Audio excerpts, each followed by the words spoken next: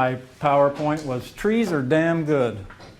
And we were just going to show you some of my favorite trees from around Lincoln and the state. And if any of the Lincoln people are here, Mark, you tell them I said this. I love Lincoln's trees. We work harder at it in this city than anywhere else in the state, I think. And it's a shining example of mostly good tree care.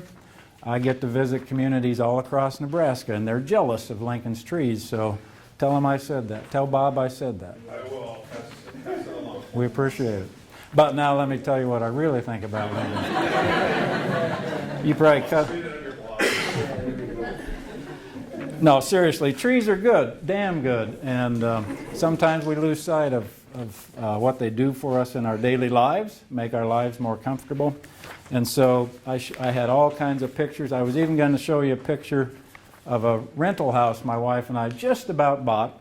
I was attracted to it. It was in Northeast Lincoln by Wesleyan University. I was attracted to it because of these two big 100-year-old bur oak trees, one on the south, one on the east side, and the house sucked. But I still wanted to buy it. My wife and I, our kids are ready to leave the nest. They're in their 20s. They're ready to leave the nest, so we saw an opportunity to buy a house as a rental and take some of their money and profit from them. And so that's what we were doing a couple years ago. In this house in Northeast Lincoln, these two big, beautiful bur oaks were there. And I loved it. And I said, let's try and buy this house. And we got inside the house, and it was a disaster. So we didn't buy the house. Whoever bought it took those trees down. And, you know, they were trees with trunks this big around, bur oak, shading the south side, shading the house next door. And so as much as we celebrate trees, I sometimes wonder why some of us see it so passionately and others just see it as something that's in the way. Anybody? I don't have any deeper thoughts for how that works, but let's keep celebrating trees. And so maybe I'll just say this. Plant a lot of trees. Plant good trees. Plant them in the right spot where they're wanted. Plant good, healthy, high-quality trees. Take good care of them. As Bob said, let's quit killing them with lawn care. And then we'll all hold hands and sing Kumbaya around our trees, and life will be better. How's that for a quick tree discussion? Did you get handouts for everything else we were going to talk about? We're going to do a deep dive now. Thank you for sticking around. This is the 6th tree care workshop that I've been involved with in the last 3 weeks, and we've done this biodiversity roundtable at the end of the day at each one of them, and there hasn't been more than 8 or so people stick around. So I wasn't prepared. If we ran out of cookies and stuff, I apologize. This is a nice group of people to stick around and help us think about sustainability in a little deeper level. I hope you took your medication, because I'm serious about getting a little depressing here with some of the statistics in front of us as the species of humanity. I think we're headed, if you get enough beers in me, I think we're headed for a serious crash as a human species, and I think the best that we can do is extend our time on Earth. We're not going to stop this crash. Does that sound terrible? We're going to talk about some of the statistics here. I don't have a PowerPoint, so I handed out that brief PowerPoint. I hope I'm wrong about this, but all the evidence stacking up, and then to listen to the political debate, oh my Lord, seriously, this makes me cry at night sometimes if I've drank too many beers. The political conversations in this country don't address any of these issues. Sustainability, water quality, clean air, climate change, how do we sustain biodiversity? I don't hear any political candidate addressing it. And if I'm reading the tea leaves right, we as a species are headed for a calamitous fall at some point in the maybe not too distant future. It could be a couple generations out, it could be 100 years out, it could be 400 or 500 years out. But it's hard to know when we've reached this tipping point of too many people on a planet with limited resources. Okay, is everybody happy now that I brought this issue up? Are you ready for a beer? Are you crying over here? And we thought at the statewide arboretum and our cohorts, I'm really pushing this because I feel like I've got maybe 10 or 15 years left, not to live, I hope I get to live longer than that, but to profess things professionally. And I want to be a part of a group that shines a light on these issues and not shy away from climate change, biodiversity collapse, all the issues that are confronting us as a species. These are big things to address. Holy cow, geopolitical things. Our countries can't get along. Terrorism, another attack in Belgium yesterday. These kinds of things. Economics are going to have to change at some point, and we're just going to have to find a way to get along together better, let alone dealing with the environment. So a lot of days, I don't think we're going to get there. I don't think we're going to get there in a meaningful way anytime soon, and I hope I'm wrong about that, and I want all of you guys to challenge me to say, Justin, you're full of crap. Humans are cool. We're going to figure this out. But the time I have left on this planet, I'm going to jangle that bell and say, let's be aware of this, people. Let's work for a better outcome. Let's hopefully extend our time here on the planet. And if that's too deep, I apologize, but I think it's important that we have these conversations. I don't want to preach. I'm not a fan of preaching in any way. These are just cumulative thoughts that I've had looking at these issues over the last 15 or 20 years, dealing with it in an environmental sense. We don't want to preach. We want this to be a conversation. So I passed out the white sheet that was PowerPoint slides just on the topic. I passed out the gray sheet, which is a little bit of a survey. If you have time today, I would appreciate your quick thoughts on these survey questions, or you can email it to me, or just take a picture of it and send it to me by phone. I passed out information links on this for Sustainable Landscapes Roundtable. If you want to do a deep dive on any of the issues that are on this PowerPoint, be careful, be medicated, because there's some sobering information on this sheet. I feel bad. The last guy of the day making everybody feel bad about this conversation. But I think it's important, and let's maybe have a quick discussion about it. So, the PowerPoint, you'll find 12 quick slides. Let me just highlight a few things on this, and then let's have a conversation about what this means on our local action, okay? Sustaining the landscape, sustaining ourselves. Think about these environmental challenges. Habitat loss, decreased biodiversity, increasing extinction rates, a changing climate, degraded soils, water quality and quantity, ocean acidification is going to be a huge player in how climate works and how species survive, population growth, human apathy, and our disconnect from nature. I had a slide that said the evidence is mounting rapidly. A couple things to highlight. Think about this. The World Wildlife Fund Living Planet report from 2014, 52% decline in the number of vertebrate species populations since 1970.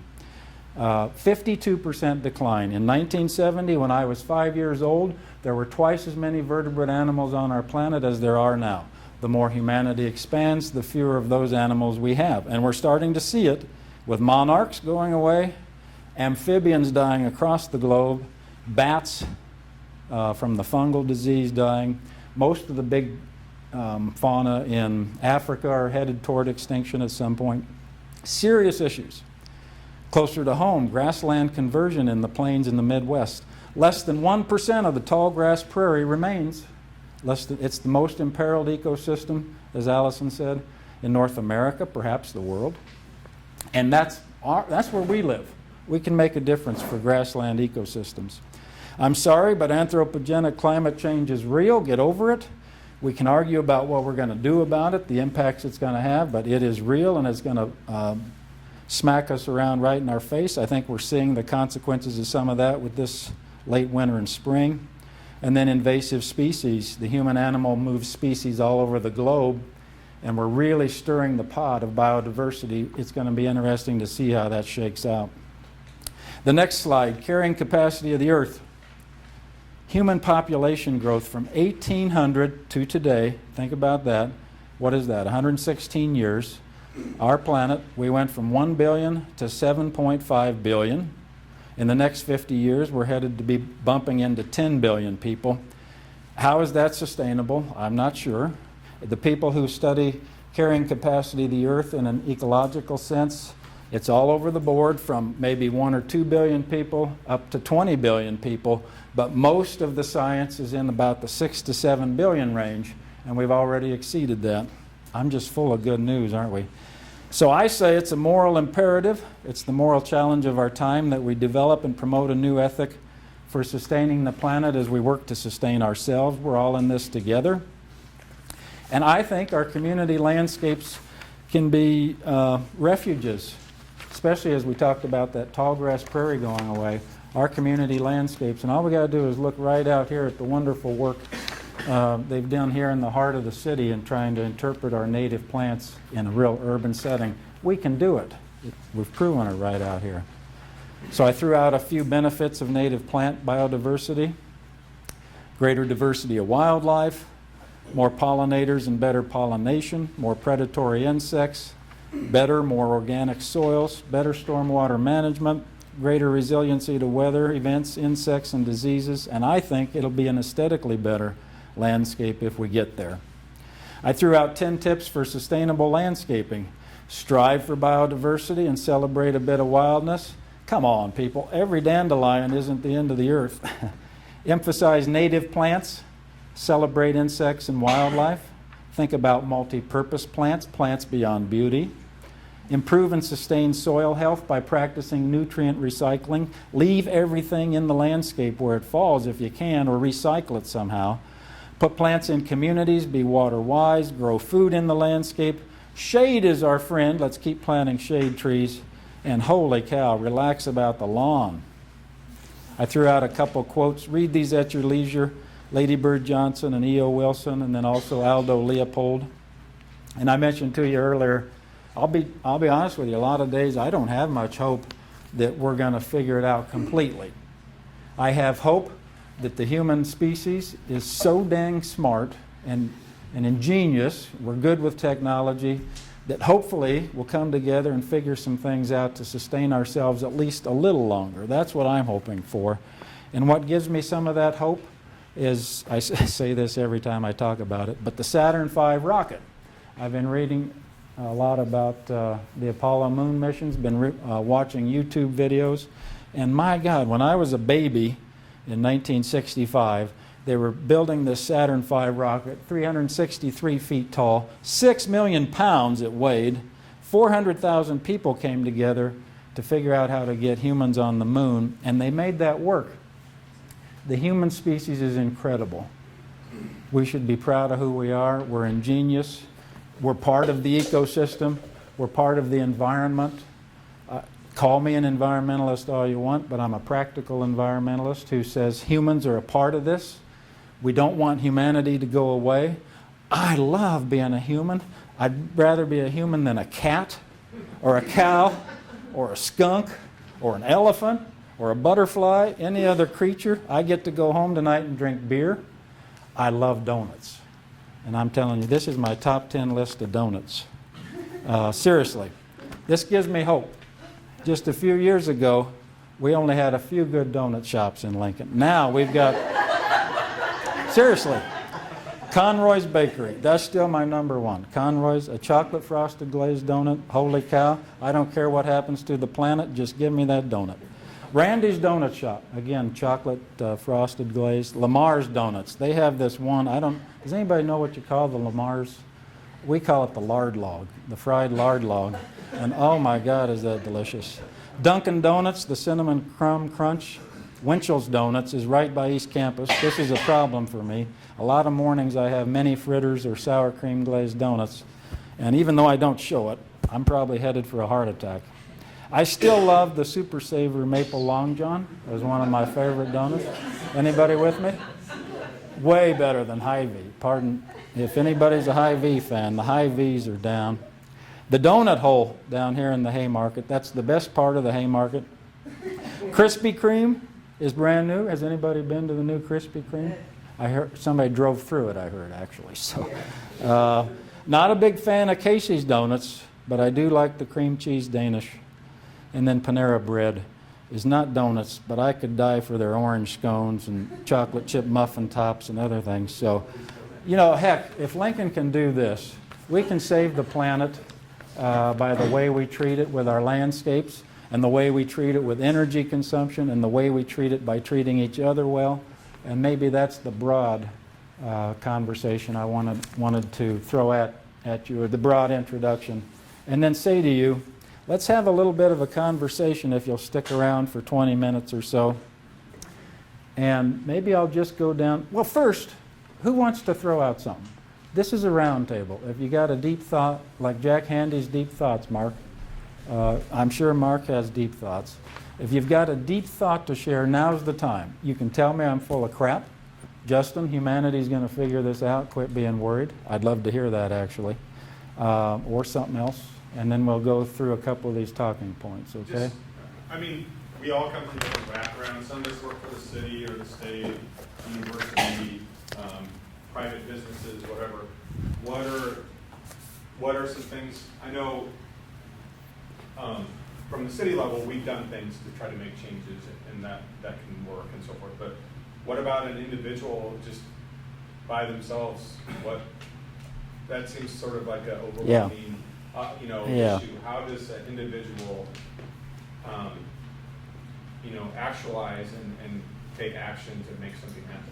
I'm glad you said that. I meant to say this was that I wanted to take this big, depressing global look because I wanted to say we can only act locally in our own landscapes and the places we work, and we're doing a good job of that, those of us in this group. So your comment or question is right on target. We can only act individually and locally, and maybe by how we vote, hint, hint, but let's think about that. The other thing I wanted to say here too was right up front, the reason we're having these conversations is the statewide Arboretum, the group I represent. A lot of this is my opinion, but the statewide Arboretum wants to know, should we be talking about climate change? Should we be talking about biodiversity collapse? Should we be talking about native species versus non-native species? Should we be talking about some of this stuff? Or does it turn everybody off? Those kinds of things. So, yes? I think we should teach the young people within our area about nature and about trees and about plants and how important they are, because I don't think the apathy is because they didn't grow up with that. They don't know. But if we can teach anyone in our influence area that's young. Yeah. Yeah, you're saying young people don't connect like they used to. I feel that same way, like we've lost a couple generations. Our great-grandparents probably knew trees from each other because they had to cut the firewood and figure out what grew and sustain themselves, and we lost that. It's part of modern culture. It's tough. I'm with you. We need to educate the people, but yet I don't know how you make that happen. Nicole. The problem with that is kids don't play outside anymore. They have video games. They have so many channels on TV. I know, I agree, but there's a lot of them that really don't go outside as much. They don't, I play outside all the time. Yeah. That's why I love what I do. Right. But kids nowadays don't, and they don't have the time to go outside either. They're in every activity that they can be in. They're in every they're sport, structured. every after-school activity.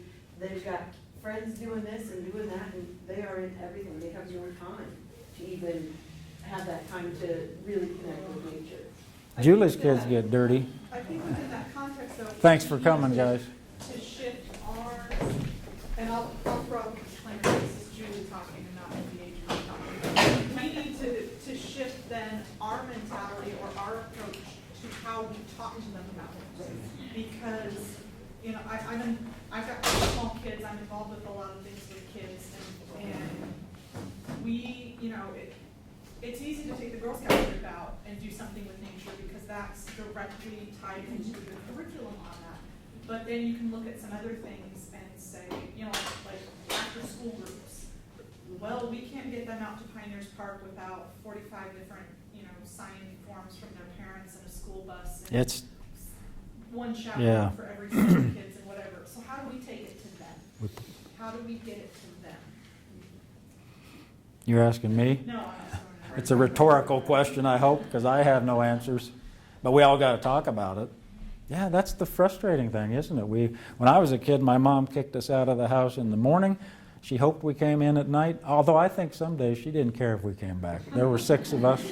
She wouldn't mind if 1 or 2 went away during the day. So, yeah.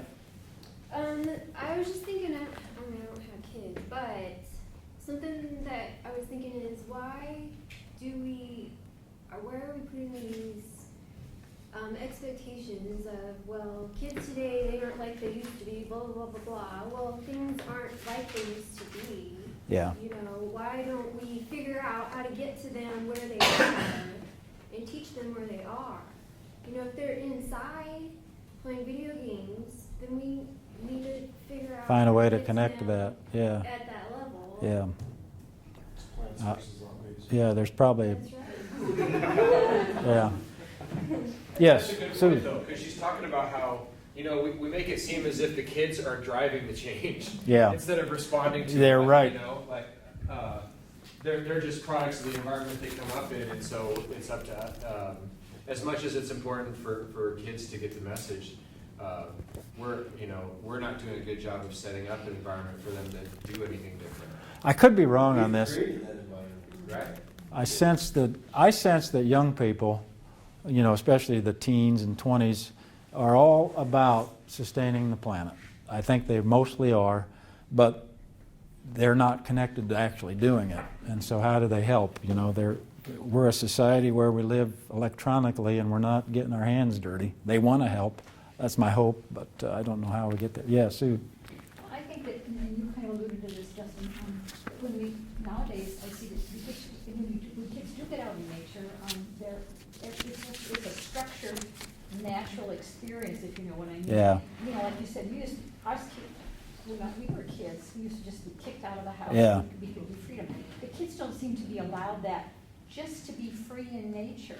Yeah. Everything has to be an activity. Or Right. A CPS call on you. That could happen. You know, you let your kids run Yeah, around, free someone's range gonna children. get you in trouble. Right. Yeah. Yeah. Like the Byers kids that are I always. don't know what the answer is, but I think that I see that so much that they just don't, they don't have a chance to just be. I don't know how I'm to with say you. it. I'm with you. You're exactly right. We're so worried about them getting hurt. Outside Yep. time, and then we'll be leaving, and it's, you can play in this corner of the yard. I've got a little bit different perspective. I just moved to Lincoln about 5 months ago. Before that, I lived in Hastings, out central Nebraska. And that's the home of Big Ag, both Yeah. feedlot and row crop. And most of my career, I'm a large animal veterinarian, so I was part of that system, supporting that system. And then about 4 or 5 years ago, I decided I didn't like that system, because if you talk about your sustainability, Yeah. you know, Big Ag is the biggest industry in the state. Yeah. And almost every one of your things on your It's list the- for sustainability, they violate those big time. So I think if you want to have an effect in Nebraska, and I'm actually working this in activist ways with different groups, that would be the biggest effect that you could have on Nebraska. In terms I'm with of you. improving the environment, and improving the sustainability, just because it's such a big industry. Yeah. I can give an example of that. So like in the town of Hastings, because of all of the nitrogen that's applied to by the farmers in the cornfield, and also from the irrigation wells, you disturb the natural uranium. Right. So it all ran off, contaminated all the wells in the city. And so now we're building a $45 to $65 million reverse osmosis plant. Yeah, I heard to get about the that. uranium and the nitrates out, and that's not subsidized. Yeah. So the city has to pay for it, but it's really the fault of the farmers. Farmers complain about property tax, but this is what you call an economic externality. Yeah. In other words, they break it, but somebody else pays for it. So I'm not really blaming the farmers or the ranchers so much, but the system in place gives them incentives to act the way that they do. Yeah. Same thing for the ag It's, subsidies. Is USDA ineffective? I mean, I used to work for NRCS, and I know there was always a big debate as to voluntary incentives to do the right thing versus, I see now that EPA has come out and suggested regulating waterways on Yeah. ag ground. And I struggle with this all the time working in the construction industry because the requirements we're held to on a construction site as far as sediment and erosion control, Yeah. and these guys I'm trying to convince to do the right thing can just point to all the soil running Moving. onto our project that's gonna be our problem if EPA comes and visits our project. They're gonna fine the state. Yeah, that's the For what's economic going on. externality. Yeah, somebody else is.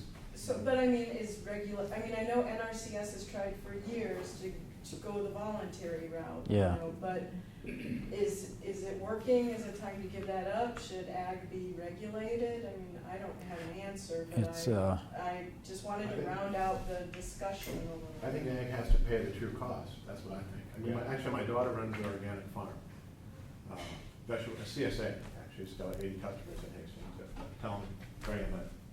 She started 6 years ago. At that time, she was the only one between Lincoln and Denver. And, I forgot where it's going here, sorry. she's dealing with trying to make it. Yeah, so she said, organic food isn't expensive, it's actually the true cost, because it's not subsidized. That's right. Yep. So if you took away the subsidies, and also look at the price of that cheap, that's cheap food that's very expensive. You know, because it's very strongly linked with obesity and diabetes and heart disease and, you know, especially all the processed Yeah. foods. So there's actually a lot of Yeah. bad things that happen to people because of this big ag system. Not only environmentally damaging, but also human health and, anyway. I'm with you 100%. I think a few farmers could have a bigger difference than almost any community because they own the acres. They're at a disadvantage because of it, you know, the way the economics stack up. I came from the farm. Agriculture is the lifeblood of Nebraska. These discussions aren't really about agriculture, but it is the big elephant in the room. And we're not here to address it today. I'd love to go drink some beers and have a deeper discussion on agriculture, especially with my brother, who thinks that we're already way over regulated on agriculture. So I don't want to ignore this topic. I would just say, maybe for us in this room, we all know people who farm. Most of us come from the farm. We have conversations with farmers, and it starts here. You know, they got to feel it in their heart, and then maybe they can find a way to make changes. There are conservation corners via Pheasants Unlimited. There are NRCS programs. There's Conservation Reserve program. There's ways to get it done, but they got to have it in their heart. And maybe we'll just leave it, because I don't want to dump on farmers today when we're trying to. I'm not. And I know you're not, farmers, but I'm dumping on the incentives to Yeah. make them act that way. 'Cause I'm with you. We all respond to incentives, so I can't really blame them. No. I might do the same thing if I was Yeah. in a boat, actually. I do have this thought, and I ask every farmer and egg person I run into, are the economics really that hard that you need that last 6 rows for corn, that you couldn't have left the plum thicket, that you couldn't have 5 acres for conservation? Actually, I think, I just heard, well, a friend of mine who's actually big ag, he's got a 5,000-acre corn and bean, and but he's on contract with another guy who farms it, so he can't change the system he'd like to. But I think he said UNL did a study last year where they looked at a low-input system where your yield goes down, but your costs go way down too. So actually the profit was either higher or similar. Yeah. So you don't have to rely on the intense high inputs. I mean, that's the model everybody works on, but you really don't have to do that. If you Yep. decrease your inputs, you don't need to produce as much. Yep. And maybe the net is the same. So I think that's the kind of the thing that you. Yeah, I'm with you. That sounds good. And how many of you were at the Monarch and Pollinator Summit a few weeks ago? Yeah, was it eye-opening to you guys about how farm ground used to be good monarch habitat? Corn and soybean ground used to be good monarch habitat, but now it's not because all the milkweed's been sprayed out. It used to survive a little bit. Well, I can tell you this, my daughter has 9 beehives in Adams County. In fact, I got the ordinance changed because it was banned. The reason they changed it because it was legal in New York City, so it's hard for Hastings to deny it. But you can grow bees in Adams County because they're going to get killed by the sprays. So actually, living in New York City Is more for a safer. bee than it is to Yeah. live in Well, rural here's a way Adams to turn County. it around, Justin, then, that the urban areas may actually be a refuge. Yeah. And act as a refugia for certain species because of what is going on in the countryside. Right on, sister. I'm with you. Our parks, our schools, our Yeah. yards, and the parks are trying. I even go further. I think urban folks have a much greater sense of urgency for sustainability than rural people do, in my experience. Whatever comes with thunder. Which is a good thing, because Yeah. there's a lot more of them are urban than rural people, so. Yeah. From a political side, those people, they could sort of impose their will. It's interesting, all of these conversations have actually gone to the ag side. All of them that I've been in the last month and a half have gone to the ag side as the big issue. But we got to address it in town. And so we do appreciate your thoughts on those hot topics like native plants, biodiversity, water conservation, climate change. That's not, yeah, Nicole. Just to put my 2 cents in here, there is quite a bit of issue around like the stormwater runoff and Yep. stuff within cities too, whereas we use a lot of chemicals on our lawn. You know, like you said, with one dandelion is okay. Yeah. So there is issues around the stormwater thing too within town. That's You right. gotta think about both sides of that. And it's a 10-to-1 greater use of pesticides and fertilizer in urban areas than farm. Like per acre, you mean? Per acre, yeah, Right. per We're acre. talking about farmers, but grass is actually the #1 farm crop in the United States. That's right, brother. What's the statistic on that? It's like I got one. 80 million acres or something like that. That's the most water used. Water use, 2012, golf courses amounted to 0.5% of the water use for the whole country. It was 1.5 million acres of golf course. In 2012, Yeah. 1.5 million acres.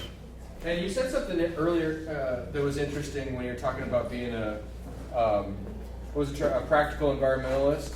You talked about how we need to consider ourselves part of this Part whole of it. thing. And then the very next sentence was, I don't want to be a dog, I don't want to be this and that. And that's like human experience Yeah. encapsulated right there. It's Yeah. like we want it, but we don't. Yeah. But we want our cake and eat it too. Donuts. all the time.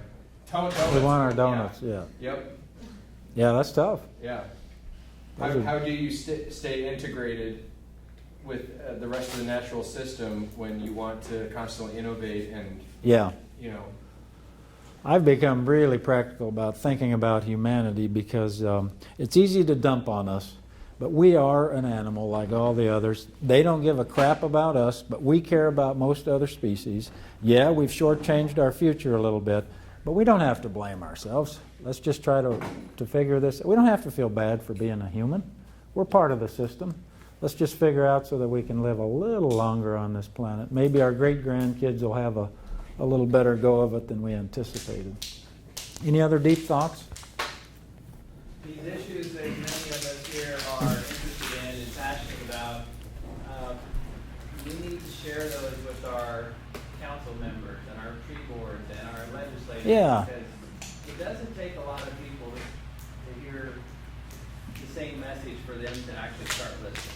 I know it's not pleasant, I know politics are frustrating because nothing ever gets done, but if they hear from a few of us, they're going to start listening. So I have a question on that, because that's kind of where it begins. So with all of this happening and all the meetings and state arboretum, why hasn't anybody gone that route? Why isn't it more proactive going that route? Why aren't people talking to the legislators?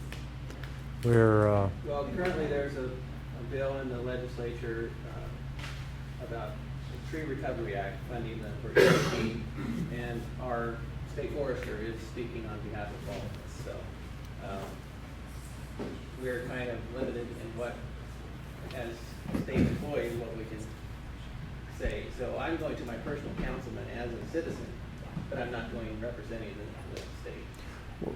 Are you suggesting that maybe the statewide arboretum be a little more proactive in these politically? I mean, on the floor, I would think that those is somebody they need to be talked to. But how do you do it, like you said, if you're going through the representative, is it better to go that route, or is it better to go as a group, Yeah, that's. through a group? It should happen both individually and as groups where we can. But you don't hear about it that We don't hear about it that much.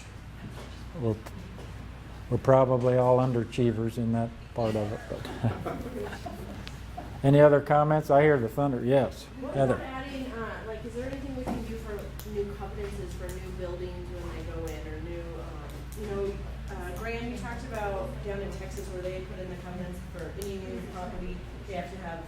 California. 50% on the shade or whatever. Right. What about new neighborhoods that they have to have green space that are filled with pollinators, it's not mowed, left Yeah. unmowed, Yeah. left for pollinators, left, things like that, can we make some advances in that way. Yeah, Even if a third of those companies achieve that goal, it'd be great.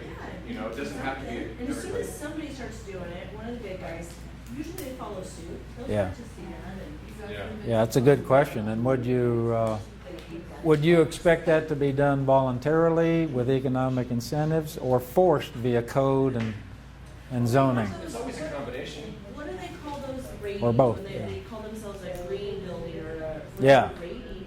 they And there is some sort of, Well, the lead certification. and there's a certification for There's also landscape. now a new site program. Site program, yeah. We should probably be more involved in pushing that for Nebraska opportunities. Does Yeah. anybody ever take into consideration, like, the rooftop as a growing space? Richard Sutton does. Yeah. Because you see all these new buildings going and they all have a flat roof. Yeah. And I know there's been a push in some cities to repurpose them as a rooftop garden. Seems like a no-brainer, They doesn't need to it? be designed that way from the beginning. Yeah. There's one right across the street. Oh, yeah. If you go to the surety building right over here has a couple of green Yes. roofs. And there's the insurance building on K Street that they have. Larson. Oh, really? It's not something you can. I have a comment on that. It's difficult to lives too much weight. My daughter lives in Brooklyn, and they're one of those brownstone houses, and those houses are probably 150 years old, and almost everyone has a green room. Because this is what I mean about the city folks, they're way ahead of the country folks. Yeah. Because it's almost a peer pressure thing, you have to do it. They And put their beehives, and they've got vegetables and things growing. were they retrofitted? Pardon me? For that, they retrofit a lot of them. Yeah, so you don't need to have a new architect No, to do it. there's a documentary about bees specifically in New York being tied on the roofs in New York because the air is better. Like the gardens over there. Well, and to clarify, there is a difference between a green roof and a garden awning. Yeah. Yeah. Yeah. More soil volume for most Yeah. plants. You know, Richard's growing sedums and stuff that doesn't No, he need isn't. add a whole lot of Don't weight. ever make that mistake, they'll kill you. I'm Yeah, sorry. yeah. Not growing seeds. Yeah, he's not a Growing sedum fan. plants. You had something you wanted to contribute, and no, it's okay? I bet it was a deep thought. Okay, email it to me. I would appreciate it if we're done conversing, send me by email why you're hopeful. Seriously, why you're hopeful. The good things, because you heard me dump on our species pretty hard, but there's got to be hope for us. Or why bother getting up in the morning? I'd like to hear that hope. Any other comments? If there aren't any, we can wrap this up and try and beat the storm out of here. Thank you for coming and putting up with it. Thanks, Justin.